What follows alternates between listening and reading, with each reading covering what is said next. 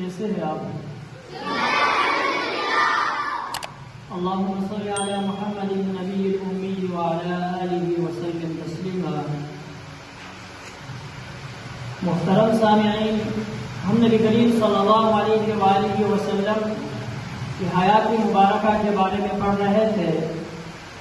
ہم نے نبی کریم صلی اللہ علیہ وآلہ وسلم کی زندگی اور حیات مبارکہ کے ایک حصے پر نظر دوڑا دیا کہ 1 سال سے لے کے 40 سال تک وہ ہم نے پڑھ لیا، 1 سے لے کے 12 سال تک بچپن، اور 12 سے لے کے 25 سال تک نوجوانی، اور 25 سے لے کے 40 سال تک جوانی۔ کل یہاں تک ہم پہنچ چکے تھے کہ 35 سال کی عمر میں نبی کریم صلی اللہ علیہ وآلہ وسلم کے گھر حضرت سیدنا فاطمہ الزہرا رضی اللہ تعالی عنہا کی آمد ہوئی۔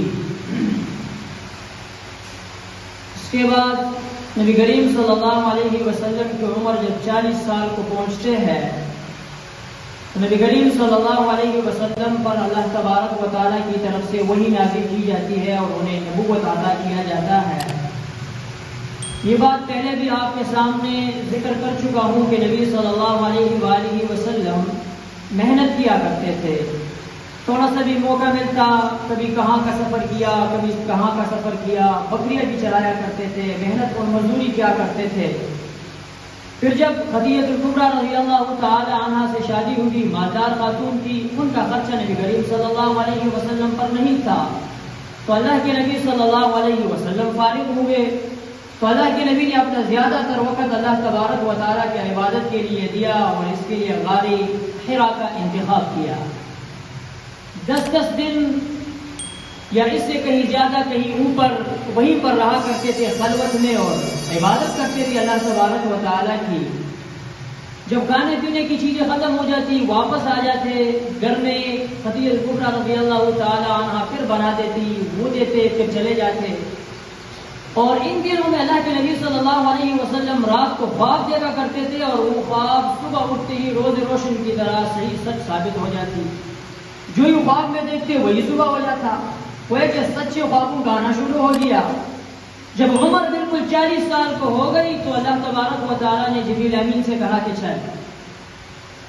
جبریل امین علیہ السلام کے بعد اللہ کے نبی صلی اللہ علیہ وسلم پر 21 دن بعد پھر وہی نازل ہوتی ہے کہ یا ایھا المزمل قم فانذر وربك فكبر یا ایھا المزمل قم الليل الا قليلا اور یا ایھا المدثر قم فانذر وربك فكبر وثيابك فطهر والرجز فاهجر۔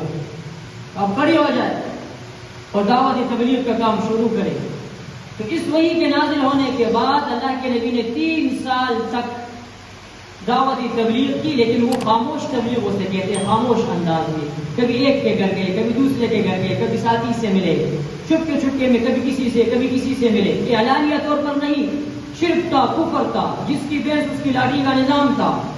حکمت سے کام لیا اور آہستہ آہستہ یہ کام بڑھتا گیا، یہاں تک کہ مردوں میں سب سے پہلے ابوبکر صدیق رضی اللہ تعالی عنہ مشرف اسلام ہوئے، عورتوں میں حضرت خدیجہ الکبریٰ رضی اللہ تعالی عنہا مشرف اسلام ہوئی، اور بچوں میں حضرت علی رضی اللہ تعالی عنہ مشرف اسلام ہوئے۔ تو وہی نازل ہونے کے بعد 3 سال تک یہ دعوت تبلیغ کا کام یہ مخفی اور خاموش رہا۔ باقی انشاءاللہ کل پڑھیں گے کہ اس کے بعد پھر چھوٹے سال کیا ہوا۔ لیکن ایک ہم نے شروع میں یہ کہا تھا کہ 1 سے لے کے 40 سال تک یہ ایک حصہ ہے، اور 40 سے لے کے 53 سال تک یہ نبوت کے بعد یہ بھی مکی زندگی ہے، اس کے بھی 3 اسٹیپ ہے۔ 1 سال سے لے کے 3 سال تک یہ مخفی عبادت، مخفی دعوتی تبلیغ ہے، خاموش دعوتی تبلیغ ہے، اور پھر 3 سال سے لے کے 10 سال تک یہ پھر اعلانیہ دعوتی تبلیغ ہے، اور پھر 10 سے لے کے 13 سال تک یہ پھر بیرونی دعوتی تبلیغ ہے کہ طائف اور باہر مکہ کے باہر شہر مدینہ کے اطراف کو جو دعوتی تبلیغ ہے وہ ہے۔ تو یہ مکی زندگی کا جو دوسرا اسٹیپ ہے، دوسرا حصہ ہے، اس کا خلاصہ بھی 3 ہے کہ 1 سے لے کے 3 سال تک یہ خاموش دعوتی تبلیغ ہے، اور 3 سال سے لے کے 10 سال تک یہ پھر اعلانیہ دعوتی تبلیغ ہے، اور 10 سال سے لے کے 13 سال تک یہ پھر بیرونی دعوتی تبلیغ ہے۔ انشاءاللہ وہ بھی آپ کے سامنے بیان کریں گے۔ گویا کہ ایک حصہ وہ ہم نے آپ کے سامنے بیان کر لیا کہ 1 سے لے کے 3 سال تک خاموش دعوتی تبلیغ کا کام جاری و ساری رہا۔ وآخر دعوانا الحمدللہ رب العالمین۔